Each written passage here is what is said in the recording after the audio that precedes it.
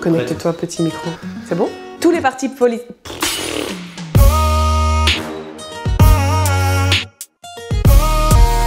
Le débat sur la sortie du nucléaire déchaîne toutes les passions. Il est donc utile de rétablir certains faits et d'expliquer le projet de transition énergétique des écologistes pour une Belgique 100% verte et renouvelable à l'horizon 2050.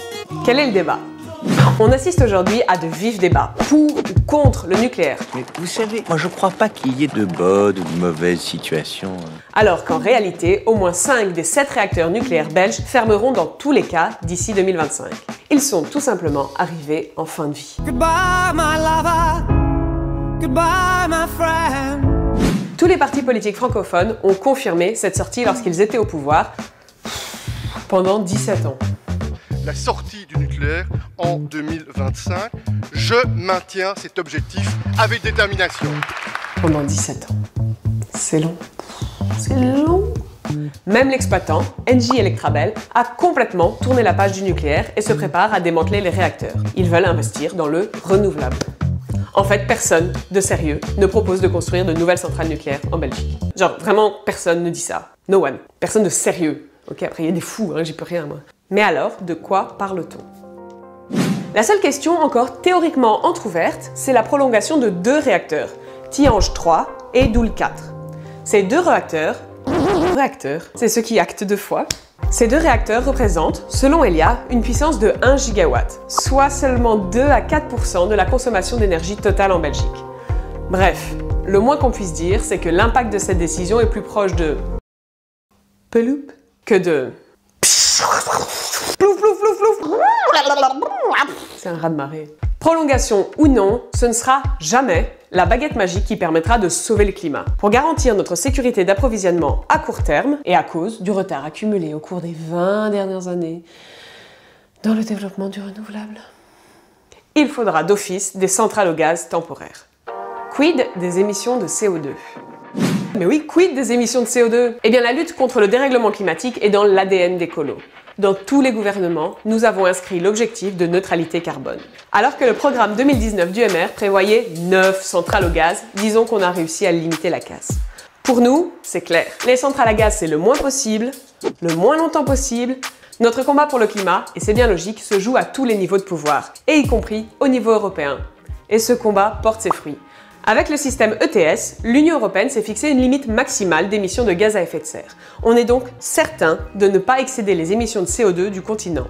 D'ailleurs, cette limite diminue d'année en année, et c'est une excellente chose, car pour nous, les centrales au gaz, c'est le moins possible, le moins longtemps possible. Petit tips au passage. Tine van der Straten, ministre fédéral de l'énergie, a exigé de ses futures centrales un plan de décarbonisation en 2027. Bye bye le CO2. Au revoir.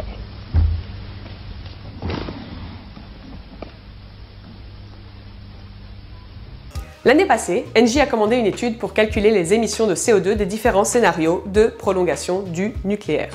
Et ça dit quoi? Dans un scénario de sortie totale du nucléaire, nos émissions peuvent baisser plus d'ici 2030 par rapport à un scénario de prolongation des 2 réacteurs.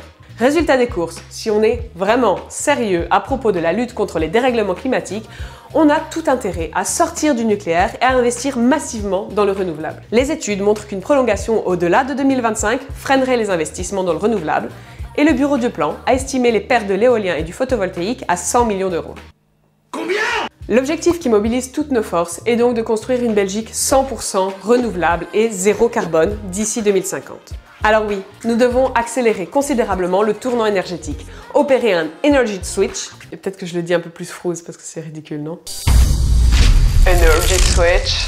Alors oui, nous devons accélérer considérablement le tournant énergétique, opérer un Energy Switch pour remplacer le nucléaire et le gaz par du renouvelable 100% vert et abordable. Et la facture? Les centrales au gaz vont coûter environ 250 millions d'euros par an. Mais ce coût ne sera pas répercuté sur la facture d'électricité. C'est quoi? C'est un engagement fédéral. À côté de ça, la prolongation de 2 réacteurs, qui doit passer par la mise aux normes, coûterait 1,6 milliard d'euros à l'opérateur nucléaire. Comme écologiste, la question de savoir où est-ce qu'on investit le milliard ne fait pas l'ombre d'un doute.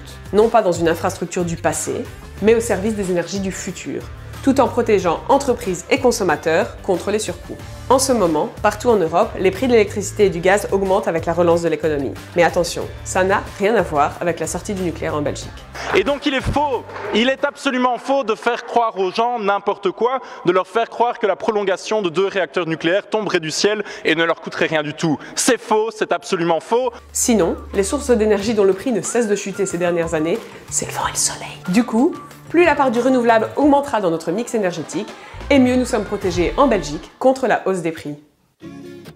Mais alors, on fait quoi? Oh là là, mais qu'est-ce qu'on fait? Tous les rapports démontrent par A plus B que la sortie du nucléaire est possible sans impact majeur sur la facture ou le climat. Nous avons déjà perdu trop de temps dans la transition énergétique de demain. Il est absolument urgent d'opérer le tournant vers 100% d'énergie renouvelable, verte et abordable pour notre pays. Le pragmatisme a changé de camp, alors hop hop hop, on fait passer le mot.